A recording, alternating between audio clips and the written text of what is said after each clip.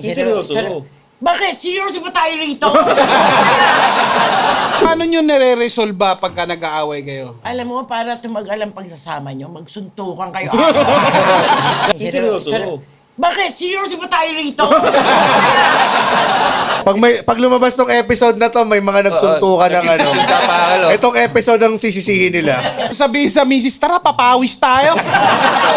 Hindi, ito na lang kay Papu. Paano magandang humingi ng tawad? Pagka kasi may ginawa kang kasalanan, kailangan sinseryo ang paghingi mo na sorry.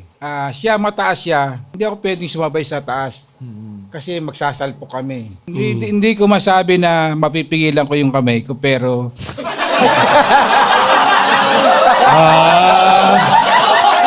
Huwag mo nang kapihan!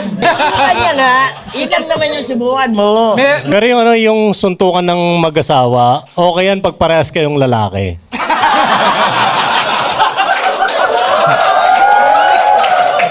Ito lang masasabi ko sa inyong lahat ha. Makinig kayo. Matuto kayong makisama kahit saan tao.